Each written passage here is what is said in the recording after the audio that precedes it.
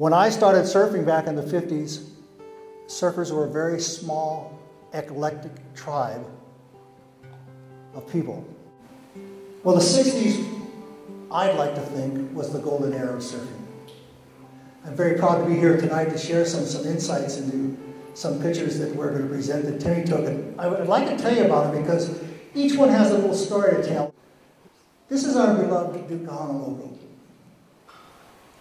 This man, Duke Kahanamoku, is our most revered citizen of the whole 20th century.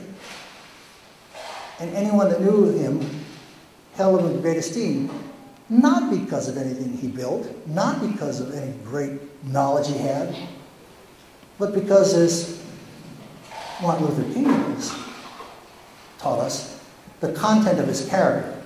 He was the embodiment of the law. The real story in this picture, it's Jackie Everly, and he's tucked into just that beautiful little pipeline tube.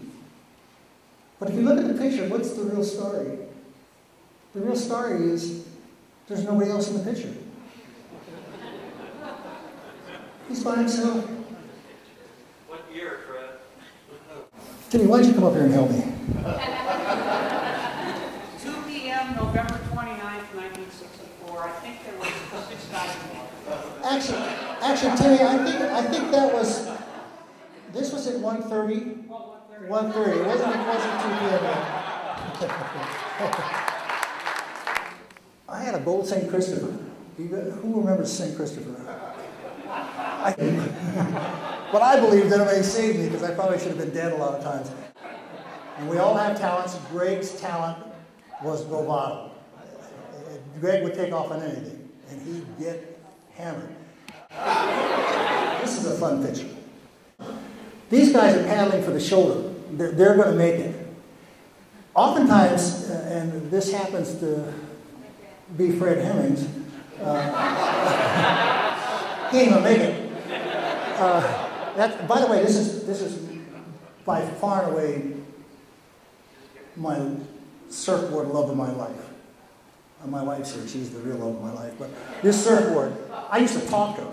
You know, her name was Blue Mask. Come on, baby, we can go up. What we do when you got stuck on the inside there, you tried to shoot your board to the shoulder to see if you could, by luck, get it off to the channel and the wave wouldn't catch it.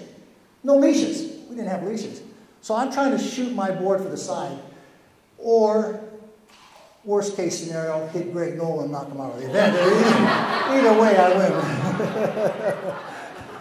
This next picture is my favorite picture. Everybody has a place in surfing, a place that you call home. Mine happens to be Makaha. I bury my heart at Makaha. I know Makaha intimately. Jeff Hackman, I think, was Mr. Sunset. Of course, Jerry Lopez owned Pipeline. Eddie Aikau, in my opinion, was the greatest icon of Waimea Bay. And this picture tells why. Eddie had a way of taking off on an angle.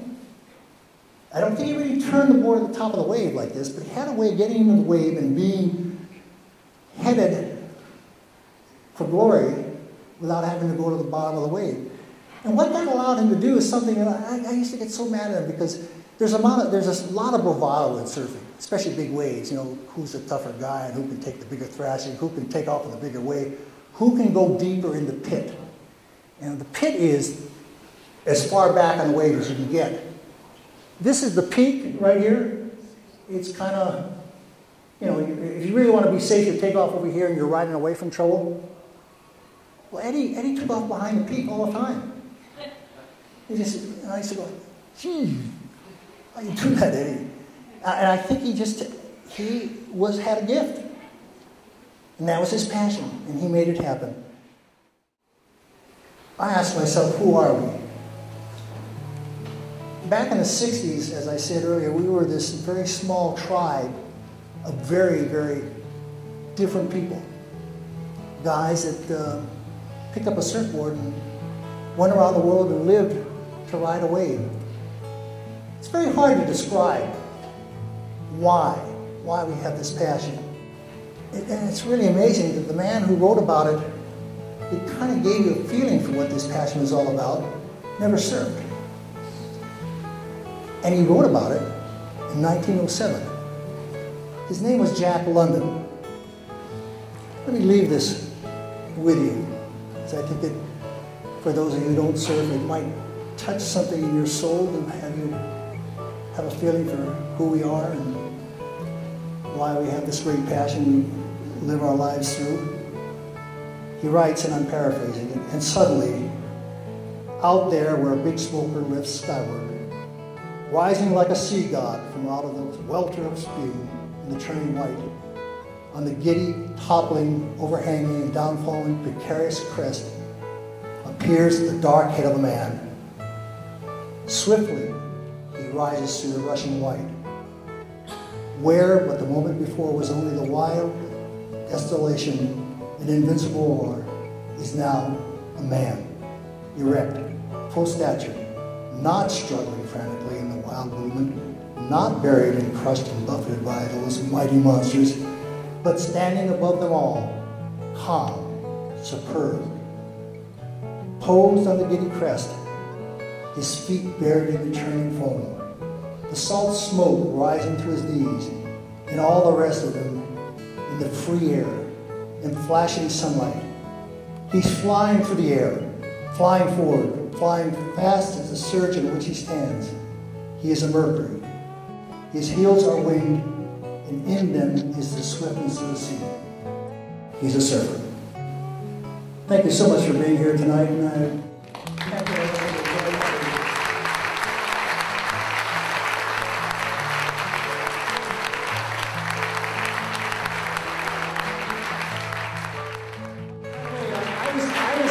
I was introduced, and I get introduced now, and I think I say that Fred Hemmings, the senator. And I always go out on my way. Always. I always say, no, I'm Fred Hemmings, the surfer.